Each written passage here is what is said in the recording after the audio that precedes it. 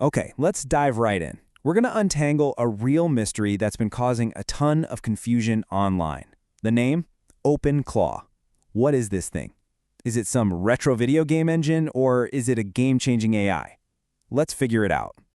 So if you go and search for OpenClaw right now, you're going to find two totally different things. On one side, you've got this passion project, a fan-made engine for a 90s platformer called Captain Claw.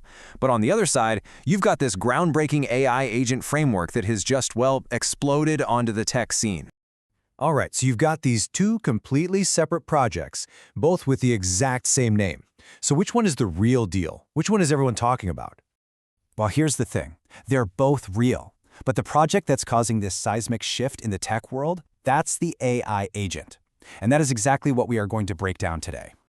So to really get why everyone's so hyped about OpenClaw, we first have to understand what an AI agent even is. And trust me, this isn't just another buzzword. It's a fundamental change in how we're all going to interact with artificial intelligence. The core idea here, the big shift, is moving from AI as a passive oracle, something you just ask questions, to an active engine that actually does things for you. It's not just about getting answers anymore. It's about the AI taking action. This table just lays it out perfectly. A chatbot helps you with the task, like it'll draft an email, but you still have to send it. An agent, on the other hand, does the task for you.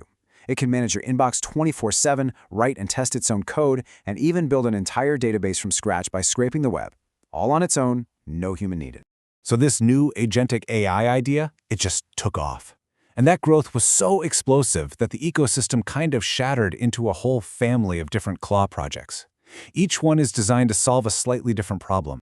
And when I say explosive, I mean it. This thing went from a weekend hobbies project to a global phenomenon with over 250,000 stars on GitHub in just a few months. But that crazy fast growth came with some serious growing pains, like the Claw Havoc security breach.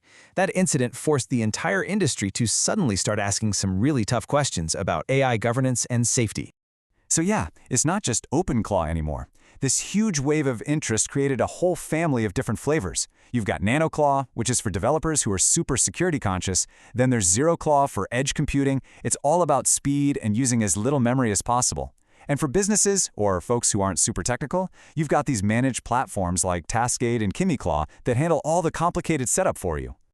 All right, so you're thinking, I want one of these. You want to run your own agent. What does that actually take? What's the reality of getting one of these digital assistants up and running? Well, the setup process has gotten a lot simpler, but it's not exactly a one-click install just yet. You've still got to do a few technical things. You need to get a server or set up your local machine, run an installer, and then connect it to a large language model using your API keys. After that, you can start adding skills or capabilities with some pretty simple commands. Now the software itself, it's completely free. It's open source. But don't let that fool you into thinking running one of these things costs nothing. Because the real cost is in running it. Think of it like this. The car is free, but you have to pay for the gas. And in this case, the gas is API tokens. Hosting the agent is a pretty small part of the bill. The vast majority of what you'll spend, like 85%, goes straight to the company like OpenAI or Anthropic that powers the agent's brain.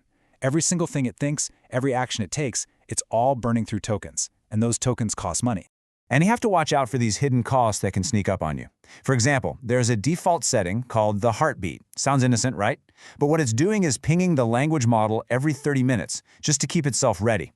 If you're not careful and just leave that running, that one little background process could silently rack up a bill of over $100 a month. It's wild. And this is crucial. All this power comes with some pretty serious security risks. I mean, they've found critical vulnerabilities that let attackers run code on your machine. The Claw Havoc attack proved that the open marketplace for skills can be used to deliver malware. This is not a tool you should just run carelessly on your main computer. Sandboxing it, keeping it isolated, is absolutely essential. So, with all those costs and security headaches, why even bother? Because this technology isn't just a new tool. It is fundamentally rewiring our relationship with computers and, honestly, the very nature of work itself. The skills that matter are changing. We're moving beyond basic prompt engineering. The real value now is in something called agent architecture. This isn't just about telling one AI what to do anymore, it's about designing a whole system of them. Imagine an agent that scrapes the web, another that analyzes the data, and a third that drafts a report, while you're the one auditing the whole workflow and managing the costs. That's the new high-value skill. What this means is your job starts to shift away from the technical how and focuses way more on the strategic what and why. A cool new term is popping up for this, the vibe orchestrator. You're not the one doing the grunt work. You're the director of a digital workforce. You set the goals, you set the vibe, and you let the agents handle the nitty-gritty execution. And that leaves us with one final really important question. As these agents get more and more autonomous, they start to feel less like software and a lot more like colleagues, a totally new kind of teammate. So the question isn't just about how to use AI anymore. It's about whether we're prepared to manage it. Are you ready to lead the team?